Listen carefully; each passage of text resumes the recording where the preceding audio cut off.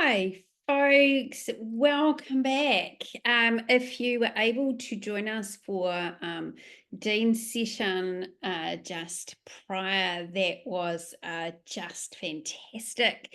I hope, like I am, that you're all buzzing with ideas about how we can support students with that disputational evidence. What a fantastic phrase. And energizing them. I think he had a slightly different term for energizing, but amazing strategies there that we can use. So in this session, this morning, we now have some of our young neurodiversity champions, and also I'm just trying to fast forward my slides, some of our Mind Plus specialist teachers to share with you some real stories of the real impact, what it is like out there at the front lines, which you all already know. But it's so fascinating hearing from the voices of our champions about the realities of schooling, having their strengths noticed, recognised, all of those things. So let's start with introducing Maria. Maria, would you like to just unmute and just tell us, who you are, what your flavor of neurodiversity is like, and then share with us a little bit about what your strengths are, what's happening or has happened to you at school in relation to your strengths, and what kind of impact this has had. Over to you, Maria. Alrighty then. Well, good morning, everyone. I'm Maria Willcocks. I am from Auckland, and I'm currently in Year 12. And I'm one of the Young Neurodiversity champions, and I am incredibly happy to be here today to share some of my strengths and some of my story about being neurodiverse in the public New Zealand education system. So I was diagnosed with giftedness when I was 4 and high-functioning autism when I was 7. And this means that I've known that I was neurodiverse for a very long time, but I haven't always known exactly what that meant for me. But over time, I developed a clear picture of what being neurodiverse means for me and the abilities, but also some of the disadvantages that it can give me. So, uh, for me, my strengths fall quite clearly into the general bracket of the traditional strengths that come with having giftedness and high functioning autism. But it's not like a clear bracket that everyone has these things. There's some people who have things that are outside of these brackets. There's some people who have not even everything that's in these brackets. But for me, one of the main strengths that I'd always know it is that I have an excellent memory. I have a photographic memory, and that is definitely a product of being neurodiverse. So this means that if I want to remember something, I just need to look at it and I can remember it exactly as it is. It doesn't happen for everything I look at. I need to want to remember it. But say notes at school or a number that I need to remember or something like that, or someone's email, I don't need to write it down. I just need to look at it. I think for me, another strength, and a lot of people who aren't as open to the or who I don't think I see it as not being open to the idea of neurodiversity, but I would consider it a strength is the fact that I look at things objectively. Now, what does that mean? Well, this is more of a traditional, unfortunately, be stereotyped. I think that comes with being autistic, in the sense that I don't really look at things emotionally. Now, for a lot of people, they hear that and they go, "Oh, you're just heartless, or you have no sympathy, or you don't care about other people." But what it is for me is that I can look at a dilemma or I can look at an issue and I don't let my emotions cloud my judgment. I feel that so many decisions that people make, especially in my age group, like late teenagers, are driven so much by their emotions. Um, I was talking about this to some other people a couple of days ago, and I used this analogy, which they liked, and I hope you like it too, which is basically, um, if you want to, if a teenager wants to do drugs, it's to get that emotion of that thrill of that adventure. But for me, I look at it objectively as in this is objectively unhealthy. It is objectively against the law, and I could get in trouble. But unfortunately, the strengths of being a gifted student, especially, aren't easily developed at school or aren't really catered for at school. Um, it's a very New Zealand idea in which being excelling at something is seen as a negative, or excelling at something is often seen as you're showing off, or you're a nerd, or you're trying too hard. It's an idea that's quite unique to Western countries, especially New Zealand. Like if you go into other cultures, like Asian cultures, there's a huge drive to be, generally, not for everyone, but there's a huge drive to be excellent. There's a huge drive to excel. But for me, when I wanted to go above the material that was given to me, or when I wanted to learn, like I had extra questions, like things that weren't specifically explained, but I was interested in innately.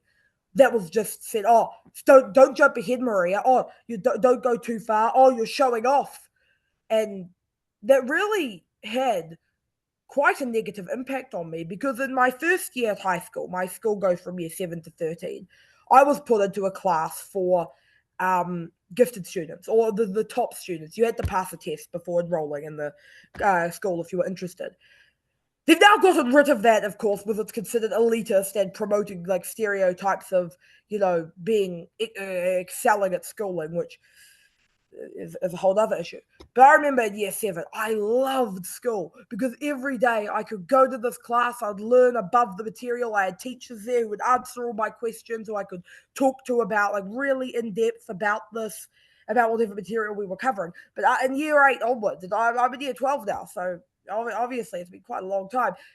I haven't enjoyed going to school because there isn't that drive to be to have a love of learning. I've been I've gotten in trouble for doing my work at home. I've gotten in trouble for doing too much work or writing too much. Not in the sense that I'm like turning what could be a sentence into a paragraph. The fact that I remember I believe in year 10, and I know it doesn't matter because it's year 10, but it's, building blocks. I got in trouble because I had too many data points in a statistical investigation and I was showing off. So there is that drive and that concerted effort, which I see in the education system, to make everyone equal and to squash people down who have that love of learning and take that out of them. And when it when that doesn't happen, it's great.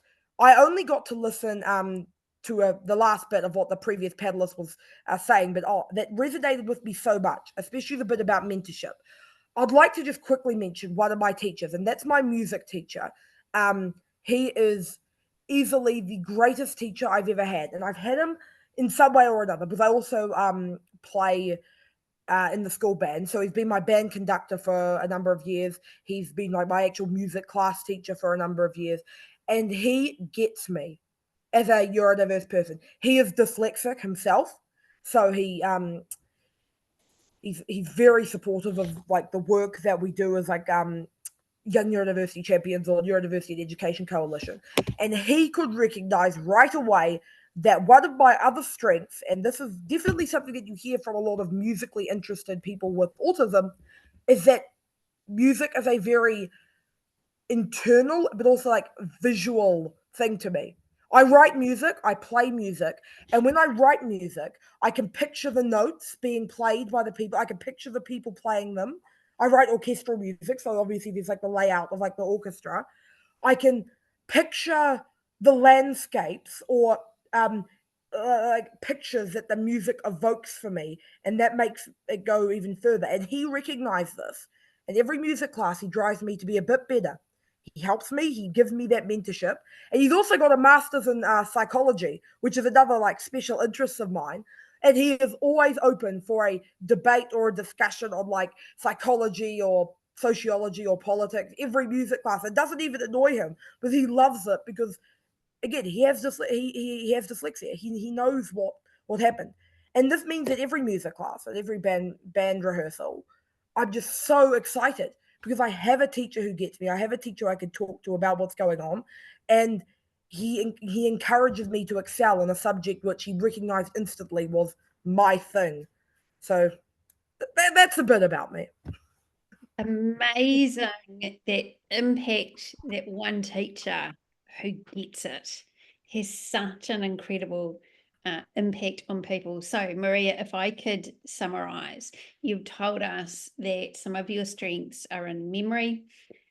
You've just also talked about music, creating music, and your ability to visualize that, which I am 100% non-musical. So that ability just sounds like something from outer space to me, but I can appreciate it, as an incredibly unique strength, and also that sense of objectivity that you bring to what you are doing. You've had some of your strengths actively discouraged at school. That use and demonstration of your strengths has been actively discouraged at school, but you find where there is drive and where there is connection with someone who gets it, am I right? Correct me if I'm wrong. Where those things fall into place, you're actually able to thrive in your learning. Is that correct? Absolutely, and I think all schools and all teachers. I know it's hardly ever a certain school or a certain teacher's Yeah. fault. I, I don't have. I'm not gonna say I don't have any because I know a lot of politicians, but I don't have much insider access into what goes on in the Ministry of Education. But the fact that I know I'm not the only student who has had these things happen to me is basically all the confirmation I need to know this is either a very deeply ingrained cultural thing or a role of the Ministry of Education. But I think that all teachers should thrive to, and all schools should thrive to encourage and accommodate the love of learning and the innate curiosity and drive to excel that comes with gifted students because um, gifted students are probably like one of the only sorts of kids who actually want to be at school. And yet it's very quickly made it's very quickly changed to the point where they don't want to be at school because they're just feeling a bit forgotten. Absolutely. One of the other things I heard you say that I just want to draw out as well, is you express the feeling that schools, teachers in general, were trying to make everyone equal and make everyone the same. And you thought that was actually a hard no. And I think one of the messages that is really important when we're thinking about student strengths and how we develop them, how we understand them, is making everyone equal can never be our goal as teachers. It's never going to work. It's not going to be a successful strategy for anyone, and it's not going to promote that students bringing their strengths to the table. Would you, on that note, Maria, would you recommend that teachers aim for highlighting difference, normalizing difference, accepting difference? What would you say teachers should do about this idea that making everyone equal is a no? So what should they do instead, do you think? Well, I completely agree with you that there's no world in which every student is equal. So I have had people in like previous like types of things I've done be a bit confused about what I mean by equal. So for me, that's basically everyone needs to be the same grade. So no one's bullied for being like dumb or stupid if they're lower, and also no one's showing off or belittling others by being higher. For me, that obviously occurred where kids who are average, they just just keep going. We're not going to extend you, but good job, you're passing. Kids who are below, given that encouragement to get to the passing level. Kids who are above, oh, you're above. We don't need to worry about you. You're already above average. If anything, we're going to suck all the love for learning that you have out of you, so you're now average. Yeah. So, what I think there is the whole thing about highlighting differences, but I think the way that that needs to be shown is the fact that not everyone. Okay, I'm going to phrase it like this, and I can be quite harsh in my view on the education system, but I'm just going to say it. Some people are stupid, and in traditional schooling, they probably have their strengths in terms of practical work, which my school doesn't really focus on. My school doesn't do like that much like woodworking or stuff. Some people are never going to excel at maths or English or history. They're never going to know about all of that stuff.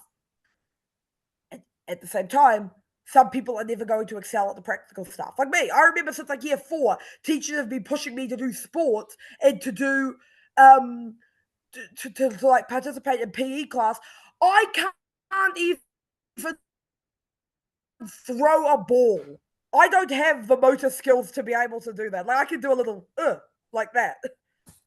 And the fact that again, it's equal, you need to be equal in everything, but not too far above. So I think it's more recognizing that everyone has strengths in different things. And some people's strengths might never be recognized through school. If your strength is, say, in persuading others, so you could be, as the previous panelist suggested, a salesman, that's never taught at school. There's no like sales class, and there's like economics, but that's hardly, like being a salesman. And at the same time, there's kids who are never going to excel at the practical stuff. Like they can't do sports like me. They can't easily do like they can't always figure out socializing like me, but they can do written work or academic stuff. And that can be just as powerful if it's developed. So it's recognizing differences in interests and strengths. Fantastic. Thank you so much, Maria. I think those messages about recognizing difference and supporting that difference are so important. All right, we are going to flip over. Isabella, we will be coming to you, but just for a minute, we're going to hear from a teacher. So, Belinda, hello, welcome. So introducing Belinda Cameron, who is one of our Mind Plus specialist teachers. And Belinda's going to talk us through some ideas about uncovering strengths. So remember way back, right in the very beginning, I was talking about you can think about academic strengths, you can think about the underlying abilities and qualities, you can think about interests and passions. Great to think about as a teacher. How do we get kids doing that heavy lifting as well? So, Belinda, over to you. I've got your slides up here if you want to. Awesome. Can we just go back to the My Brain is Great at cards, if that's okay? These ones here. Yep. Perfect. Yep. All right. So I just want to talk to you about a fun, practical little task that can be used to uncover students' strengths. Often our learners will tell us, oh, I don't have any strengths. I'm not good at anything. But this activity will actually uncover what they are good at, how their brain works, and what skills they bring to a challenge. So I generally started off by introducing these skills here. So you're going to find out what your brain is good at. Perhaps your brain is great at asking questions. Perhaps your brain is a great visualizer. Perhaps your brain has laser focus or can spot details, find solutions. There are a few others skills there as well. So we talk through what their brain may be good at and how this task will uncover that. So the task, nice, fun little practical activity.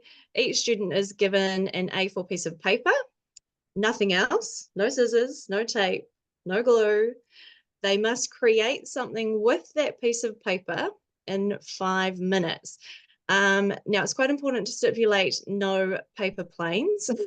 Otherwise, you'll end up with a classroom full of paper planes being flown across the room. But they can rip the paper, which they find quite useful. So they go ahead, make their creation with their A4 piece of paper. At the end, come together as a group, share what they've created. And at that point, you can then bring back those brain skills and talk about what skills they brought to the task that helps them to then consider, oh, okay, actually, I was quite good at finding solutions, and actually, I was quite good at visualizing from the beginning to the end how my creation was going to look. And they can actually see how other people think as well and compare how their brain worked compared to others. Of course, our strengths are different, therefore, you will have different skills to other people. So it's a nice little way to uncover that. There is an extension to that as well. They can then go on and look at scenarios that they may encounter. One second, there we go. Every day, whether it be at school or at home. So perhaps when working on a maths problem, which skills would they need to then apply to that? If they're brainstorming ideas in a group, which of those skills would become useful at that time? So applying it to everyday life as well, uncovering how their strengths can be useful, and how others' strengths are different as well. So yeah, most of the children enjoyed that task when I did it with them.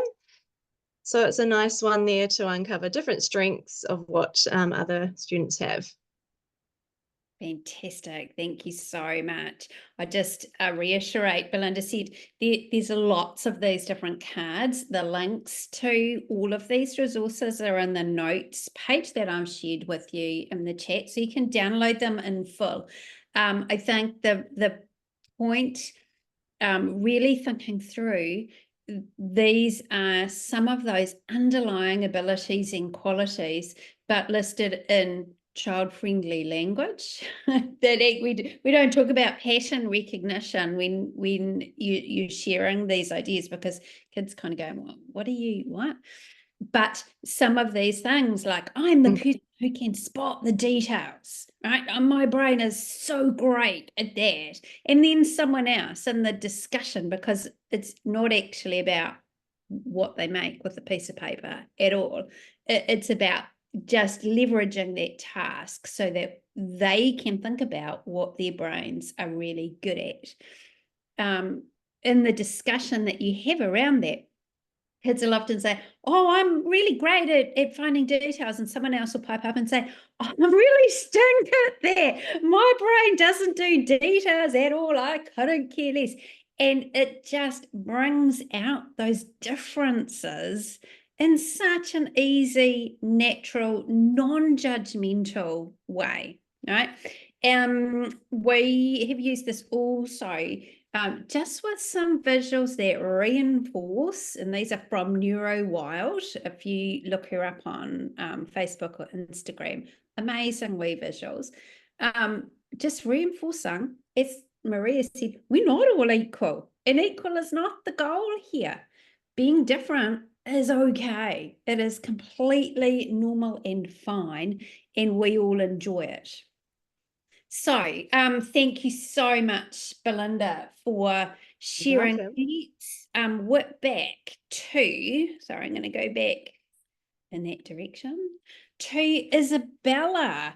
Okay, Isabella, your turn. Would you like to tell us about your flavour of neurodiversity, some of the things that are your strengths, how these were uncovered, developed or not at school, and what the impact has been for you about that? Kia ora, I'm Isabella Masisko. My neurodiversity spice is dyslexia, and I was diagnosed when I entered intermediate school. My teacher had called my mum and been like, I think Isabella might be dyslexic. So we went through the process of going to everyone, and then I got tutoring, and that supported me in the spelling side of things. But it was also a space where someone understood the way that I learn and gave me areas to talk and communicate and collaborate on stuff I was working with. And I actually had my tutor with me pretty much all through high school until my final years, when I finally understood myself, how I learn. It was a really good support system, but of course, I only had it because my mom was in a space to be able to support me in that way. Some of my like more normal strengths would definitely have to be my creativity.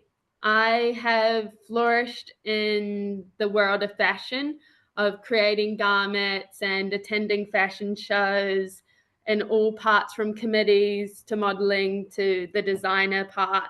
And it is really somewhere that I feel what's going on inside my brain can come out, and I can tackle challenges like sustainability in a way that feels comfortable to me. Another strength that I'd say is a gift from dyslexia is my interpersonal understanding of how I learn and my values. Through school, having to make up my own ways of presenting my NCA things, or even creating ways to help me understand what the teachers are asking of me, I've been able to understand myself. And it was a hard path to figure out my own way of learning. And that has really given me a lot of empathy for the other students in my school. And this helps me in my leadership when I am helping other neurodiverse kids, or even other kids I see struggling, or ones that are gifted and need that extra support to be able to achieve what they want.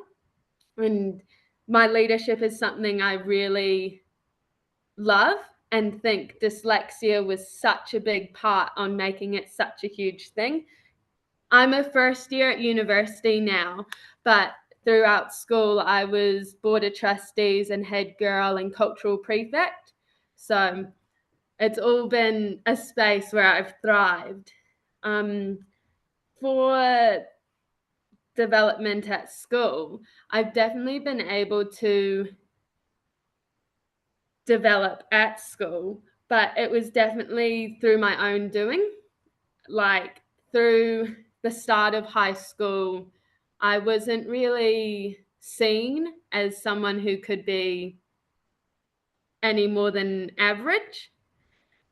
So there wasn't much support in leadership or helping achieve, all that stuff.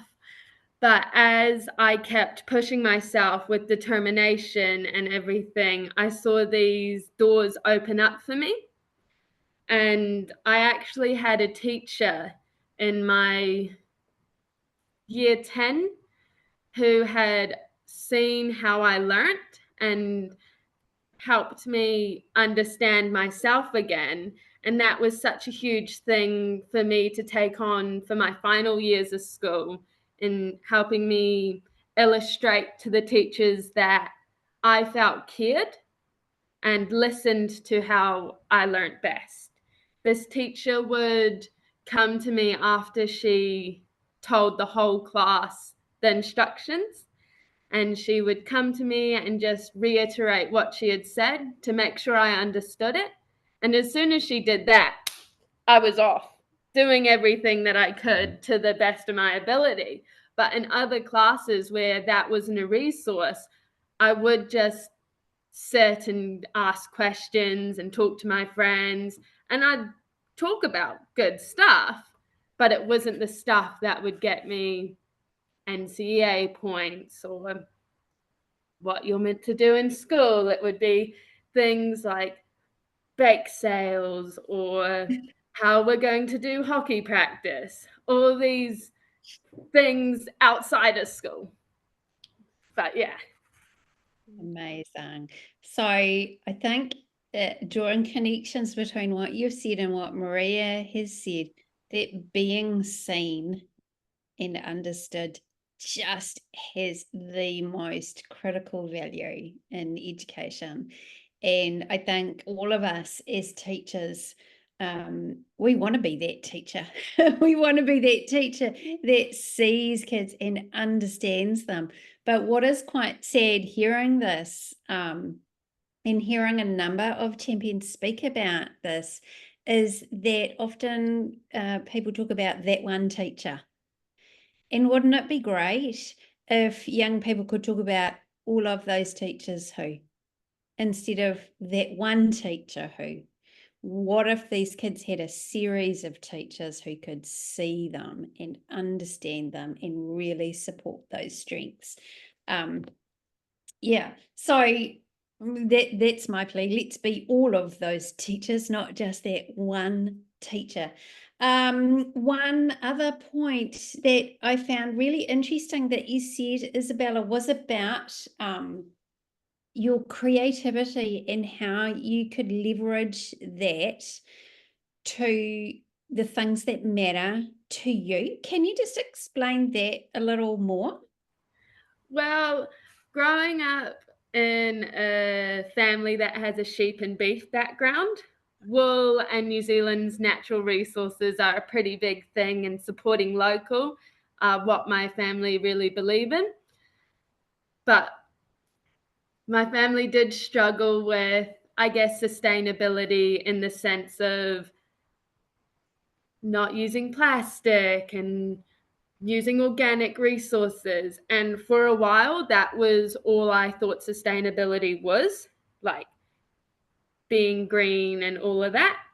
And through my fashion, I've been able to understand sustainability is so much more. It is like using wool, it is having a sustainable community, it is even being like treating yourself nicely, so then sustaining your mental health. It's all that stuff, and like having a space of the creativity world was able to give me that and grow outside of my own family's beliefs. Fantastic. And I think that is such a great example of leveraging strengths. Like creativity is a brilliant strength in and of itself. But what you're sharing there is that being able to use those strengths to solve problems that matter to you. And I think that's amazing. And I think as teachers, those are the kind of things that make us go, oh, that sounds fantastic, that actually we can really support young people to draw those strengths right through not just schooling, but life, because life exists beyond school. And that's something, and I think Dean talked about it as well. Actually, as teachers, we're playing the long game here. We're not playing the 9 to 3 or the this year or this schooling up to year 13. We're really in it for the long game. So something that teachers definitely want to do. Thank you so much, Isabella. And I'm going to whiz forward again and introduce you to another one of our specialist teachers, Jo Ashcroft. Jo, can you share with us an example of how you have been teaching with strengths? I might, if you want to share your screen, because those slides don't quite pop up very well for me, or do you want me to share? I will try. Give me a moment. Oh, good. Yeah, we're doing that. You wouldn't think I was the online teacher, would you? Yeah, there we are. Let me just full screen it, hopefully. Near enough. Yeah, So, yeah. let me go back a bit. Hang on. There's the very quick version of what I'm going to talk about. So just to put into context what I do, I don't see my students for very long in a week. I have 6 different classes that I teach for about 30 to 40 minutes, which means we can't do very much in a very short space of time. We have warm-ups, we have discussions, we talk about things, and then they go off, and offline we'll do more research, they'll do some thinking, they might put pen to paper if that is their thing. But it's very much I like the blue touch paper, and then they go and whiz with it. Some children do none of the work. I am quite happy if they do the thinking, if they maybe have a chat with their parents over the dinner table. And I've had reports back that there are lots of very interesting discussions over the dinner table after our sessions. Some will do the thinking, some will just have a great discussion in the session, and then some will go away and they will do the work online. Oh, sorry, offline. So to put these little activities that I'm about to show you into context, we had been looking at animal superpowers as part of our concept on power. And we had investigated and identified animals and their superpowers. We had classified them. We had done all the scientific stuff. And then we came up with this creative activity, which was to invent a new animal and give it one of those superpowers we already knew about, or to give an existing animal a new superpower. Now, many of the activities that we do are incredibly open-ended. So on the bottom of this particular slide, it does say, write, draw, build, or something else. Very often I will say to my children, okay, do what sings to you. Do the thing that you want to fly with. So I have engineers. I have fantastic artists. I have amazing budding fashion designers. And they will go down their tangent. So from a very simple level, they were asked to invent an animal. And technically, the right answer here is create an animal somehow and tell us about its superpowers and tell us about its environment. But neurodivergent children are never going to come up with the one answer. They are always going to find more or want more.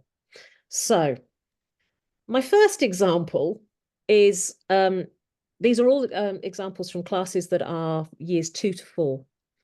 This first one is a flying snake.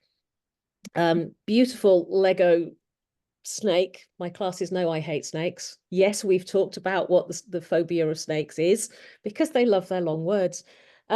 She has created this most beautiful of models. There are other pictures in this series of her growling just as much as it does, but just beautiful and fits the bill. It's a new superpower given to an existing animal. So great, traditionally right answer. The next one, my Septicorn. Again, same class. No, yes, same class, same input, absolutely the same input. His is a Septicorn, year 3 kid. It's a cat, because we're all obsessed in this particular class with cats, because my 3 join us. But he has created a hybrid with a unicorn and a dragon, and I forgot the spider. There is a spider on here as well. So again, a traditional approach. He has drawn and labeled beautifully his diagram, but it's a Pokemon card. He's taken it a step further. He has given it its habitat and its armor and its health. So he has used something from his own experience and his own joy to make this even better. So 2 fairly straightforward answers to the question. The next one, slightly older child, but and in a different class, so slightly different input, but only due to the nature of the children in the class, has taken an animal and given it every superpower he could possibly squeeze in there. Hawk eyes, tiger nose, venomous fangs, stripes. It's got an exoskeleton and bird feet. But he has also done some writing. He has also explained how big this animal is, what its predators are, what his prey is, and has given reasons for every single one of this animal's new superpowers. This is a child who does every single piece of work I throw at him. He just laps up everything. And then there is the piece of work that made me cry. It doesn't take much to make me cry. I've done it a few times this morning. But this is a year 2 child who has quite significant learning difficulties, twice, thrice exceptional, quite probably. incredibly supportive parents who have just watched him fly in the last 2 terms. Very difficult to write, and in his head has these fantastic ideas, but can't get them onto paper. And if he were to try and create this beautiful hybrid of the dog and the horse, he would stop. His thinking processes would stop here because he cannot get what he wants out of his head onto paper. So he used AI. He went and said, AI, create me a bulldog and a horse hybrid. So it did. And he then went, that's not what I'm after. It's too cute. So I'm hoping this will work. Will this go? Yes. Oh, it's not quite in the right place. Hang on, I've missed one. It's the one I like. Sorry that this doesn't show up perfectly, but so he decided he was going to have an amalgam of a dog and a sheep, but it looked too much like a grandma. It's the one I like because it, it looks like me. But it wasn't quite right. So he went to AI again and said, can you make me a shark dog? And this was perfect for him. He understood about the superpowers. He knew what he wanted it to look like. And this allowed him to get what was in his brain onto the screen. But he didn't stop there. With the support of his mum, and the writing that's behind all our lovely pictures basically says, I told my mum what I wanted to write and she wrote it. And I asked AI for the pictures and AI came up with my comic strip. So he has an enormous sense of achievement from this. I mean, he was so proud to share this with the other children in class. This is not a child who discusses. He sits and he comes to the lessons and he listens. And occasionally he will show us a Lego thing that he has built and he will tell us about it. But he's not necessarily engaged in the conversation and the connection with the other children. But when he brings this up, all the others go, wow, absolutely wow. My favorite of this little cartoon strip is the bottom one. At night time, I'm a cute little dog. No one even knows I'm a superhero. I can live in a sea castle with my cozy bed and my weighted blanket. So again, he's brought his experience into his cartoon strip. In a later activity, we morphed humans and animals. So of course, he becomes Dog Boy. And Dog Boy saves the world. And it is him and his dog, Hugo. So I am not a fan of AI, I have to confess. I find it quite creepy. And yet it has allowed this particular child to fly, to sing, to get exactly what he wants out of his head so that he can share it with other people. And that for me is why I do this job. There you go. Absolutely. Phenomenal example, Jo, of having tasks that are sufficiently open, that mean that kids can bring their strengths to the table. And I think that is really incumbent upon us as teachers to think really carefully about what we want students to get out of a task. Do you want them to develop scientific understandings of exoskeletons, or do you want them to bring their strengths and use them? And I think going back to something Dean said earlier, he was talking about making the kind of crunchy part, the assessment or the reward or whatever, the social and emotional aspect. And I think here, the social and emotional aspect is bring your strength, bring your passion to that task and do it in a way that's fearless. It's hard for kids to be fearless, and it's hard for us as teachers to nudge them in that direction. But oh my goodness, that's a year 2 child. Phenomenal work that he's produced because of that open task where you know the point of the task. He knows the point. Bring your strengths to the table, buddy. And supporting that, use whatever support you need. the support of a scaffold of a Pokemon card, right? That's a huge scaffold for a young child, knowing this is how a Pokemon card works. Cool.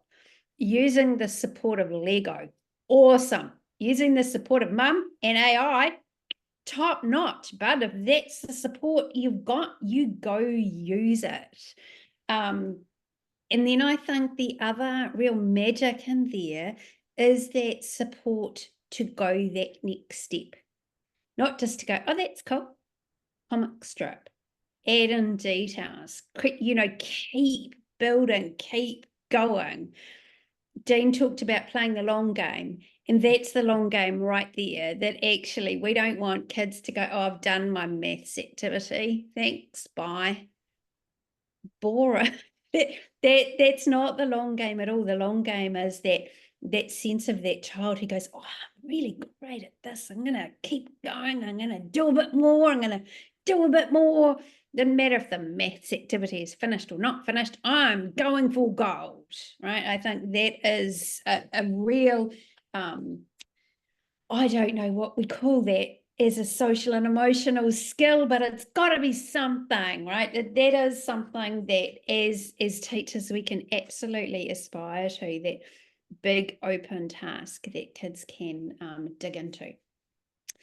Thank you so much. Alrighty, folks, if you have questions for any of our panelists, so Joel, Belinda as teachers, or Maria and Isabella as students, pop them in the chat or pop them in the Q&A. We may not be able to get to all of them, but that is okay. We'll see what we can do.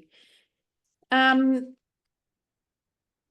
had a question here. Grit and tenacity, said Joy. Yeah, that is the word. It's also a desire. I think grit and tenacity is about stickability, which is a really tough thing. As we know as teachers, I think I was speaking with a teacher recently who just was like, how do I get kids to stick to it? But it's that internal desire to stick to it. I'm not entirely sure what the right word is there. So I have a question for Maria and Isabella. If you could pick one moment where it would have been amazing to use your strengths, to have your strengths celebrated, to be kind of, here's my t-shirt with my strength on it moment, like what would be the moment that would have made a real difference for you? So I put you both right on the spot with that.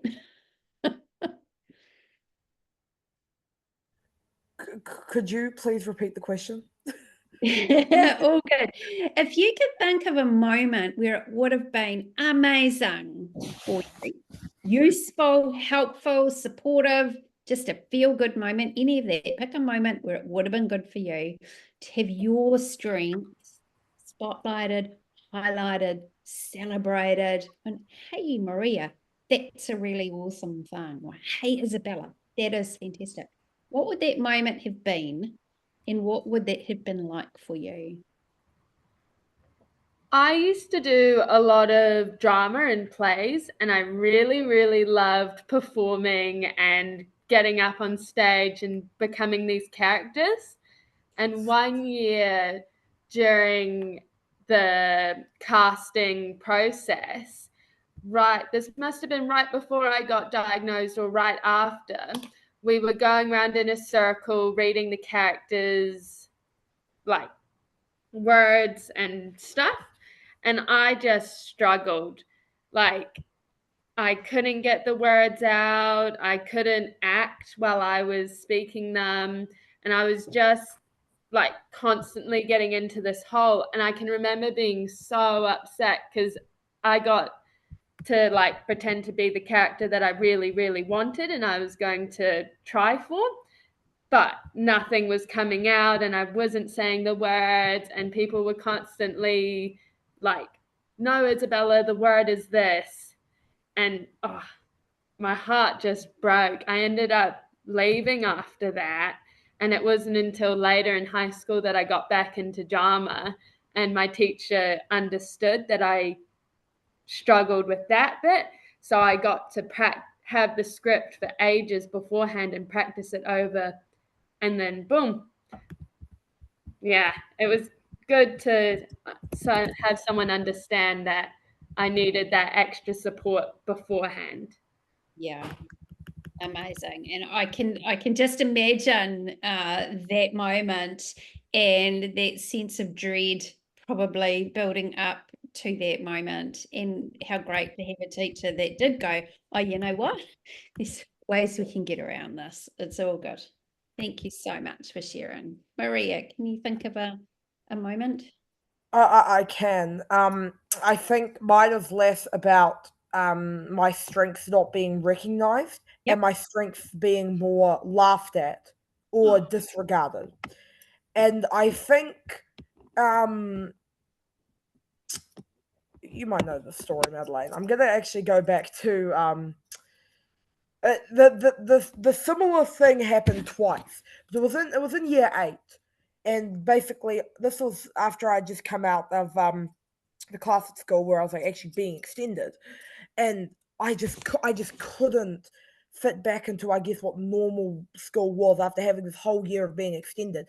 I wasn't enjoying it. I was just like any time I'd try and go above and beyond like we did in my year 7 class, just pushed down. And I was like, look, I'm clearly above this level. If you were, I almost got a detention, and it was only until my mum emailed the school that I didn't get a detention. The reasoning being, oh, I was doing too much work and I was showing off. So I asked, look, if I'm doing so much work in your eyes, why don't you move me up to year 9? And then they said, oh, well, you know, doesn't matter if you're good at things or if you have curiosity or if you have a love of learning. We don't care about that. You, Maria, don't have any friends. So you, which is true, I don't, but I also don't care. I didn't then have any friends. Right. But I also didn't care because I went to school to learn, and I went to school to develop my skills or research things that interested me. And that same thing happened in year 9, where at the end of year 9, I didn't get moved up to year 8, even after to year 9, even after I asked again. The following year, I was like, look, all of my teachers have said that my work in year 9 is good enough to pass NCEA level 1 or 2. That's year 11 and 12. I'm not trying to show off. The teacher said it, not me. And then me and my mum had a meeting with the deputy principal. It was like, look, there's no point in me staying in year 10 if I can already do the NCA level 1 work. Okay, maybe year 12 might be too far off, even though allegedly I could have done it. Go into year 11, just start getting the credits. The deputy principal lied to me. He lied to me about, if we move you up, you won't be able to do all these like scholarship classes, which I didn't understand then was actually like the biggest lie ever. I didn't know how NCEA worked in year 9. I just took what he said. And it only dawned on me when teachers, including my music teacher, when I told them about this, they said, no, the reason why I didn't want you to move up is because you didn't fit in to school. They wanted you to have friends. They wanted you to, but at lunchtime when I go into the music department and write music, or when I'm writing stories, or like researching New Zealand politics, that's seen as, you're being antisocial, you're not fitting in. So at both of those meetings, whenever I asked to be extended in my work, I wish everyone understood that I don't care about socializing. It's not that I hate people. It's just that I don't want to have to be the one to talk to them. I care about I care about learning and developing skills, and that's how I go to school. And it just links back to this very New Zealand Australian ideology of just cruising along. Oh yeah, all good, bro. I'm just gonna relax through school and just get my passing grades. Not everyone can do that. I wish more people understood that. I think those are amazing insights, Maria, into your strengths and your needs and how school can be a supportive place or not, for you really building those strengths. I think you're right. In New Zealand, we do have a tendency to reduce excellence. I say that as a risk, but also to find reasons for no. Often we're quite good at that. I think as an education system, we're quite good at finding reasons for no. And how about we flip that and find reasons for yes? Find reasons to support kids in their strengths and leverage those strengths at every opportunity we can. So I bet seeing Maria in a music class, her social skills are first rate and phenomenal. Whereas the year 8, year 9 teacher who said, oh no, you need social skills or you need friends, had not seen those social skills come out in that context. So context makes a big difference for expression of strengths. Let's set up the context to be right. So we had a question just in the chat just really quickly before we break for a very leisurely lunch, because it is the school holidays, so leisurely lunch is the order of the day. But we had a really interesting question about our neurodiverse kids in writing, and it does seem to be common. I'm sure many of us who teach neurodivergent kids would recognise writing as perhaps something that is not a favoured mode of communication for some. So both Joe and Ellen have put some ideas in the chat there about how we work around that, how we work through it. Having said that, writing is obviously an important, communicating is a really important skill to develop. And I think if we keep that thought, communicating is a really important skill to develop. We can find as teachers workarounds, work through, try this, what about the other, what about this, that, and the other, whilst understanding that for many of our neurodivergent kids, their brains are going 5,000 miles an hour and their hands or typing or whatever don't work at that speed, right? And that is an active detractor to writing, right? My brain is, but my hand is not. So we need to think of ways that we can support those hands to get ideas out, because the last thing you want to happen is those ideas to be trapped in there, because that just creates a world of pain for everyone when those ideas can't come out. I think Isabella said something about creativity and fashion being that outlet for the thinking. So important. So finding lots of ways for ideas to be out and shared and communicating, just like the examples that Joe shared, that there are so many different ways we can support that. We can be building those writing skills, though, also little bit by little bit by little bit, because you don't want to get a child get to NCA level 1 where there is a burden of writing, unfortunately, and they genuinely can't. We do want to be building skills over time, but with great care and in that context of communicating more broadly. Hopefully some of those strategies will help. Question for Maria, super quickly. Thinking of when your learning has not been extended and you're finished, and this is a big question for many. The idea of being finished, something doesn't sit comfortably for me. And I think as teachers, we need to think really carefully about what finished means, looks like, why that's a thing that happens. But Maria, question. What would you have liked to happen if you have finished work and there's nothing else to do? Would you like to do your own learning, or would you like more to do? What's your preferred option? Well, I think one of the the biggest issues that goes along with that is the whole idea that modern education is all about students leading it. And for me, I need direct structure. I need everything told to me directly. So for me, extended learning or an NCA, like extra internals. Like, for example, in English, I've already finished all the internals for this year, but there's like 5 other internals that the school could do, but the school doesn't. So I've been like, well, I'll just do those other internals. They're like, no, we don't want you to get too far ahead. So I think giving like the extended learning and then being able to provide me with the support to do above and beyond within that. I think also just normalizing the fact that some people go to school to learn. When you think of the average kid, you think of a kid who probably doesn't like school and might only go to school for like their like 1 or 2 favorite subjects and like seeing their mates.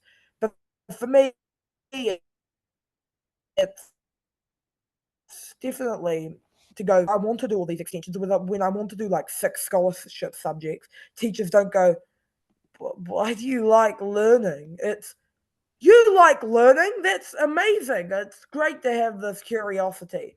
And if that doesn't happen, at least let me do my own learning. If I start watching videos, like, for example, in one class, I started watching the latest Parliament sitting. I love politics. I love politics, and whenever I watch the Parliament sitting, they go, yeah, you get them, you say that.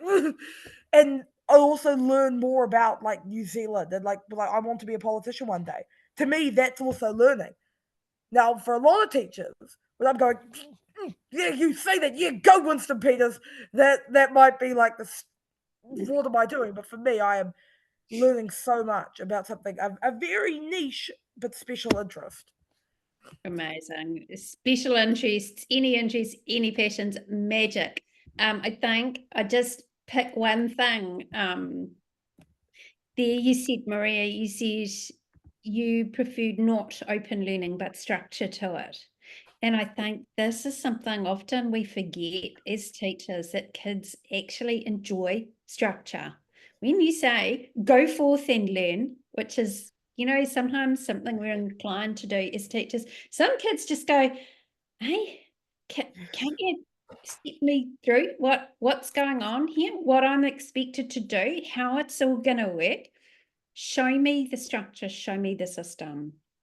And I think as teachers, we need to sometimes go back to brass tacks in that respect and go, okay, kids need to know how to start, what to do next, where to go next, what's coming up, what the point is of this, and to step them through it.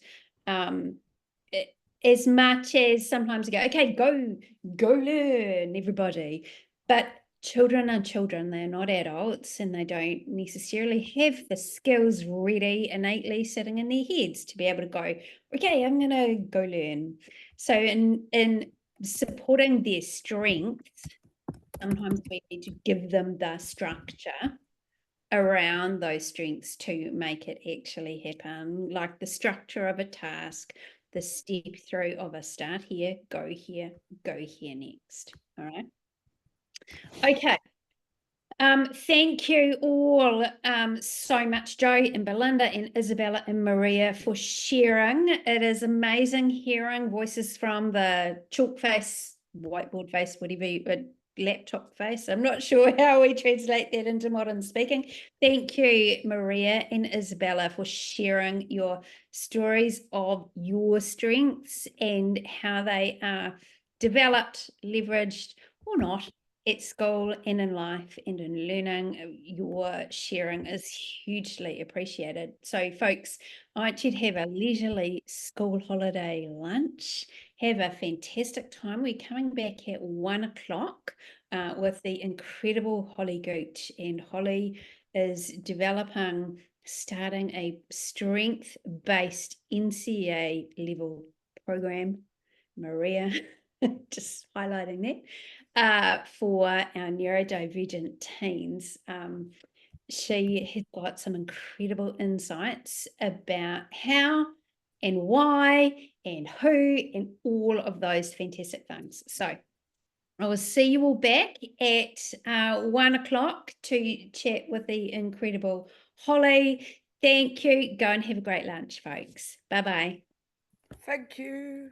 Very welcome. Thank you. I will stop.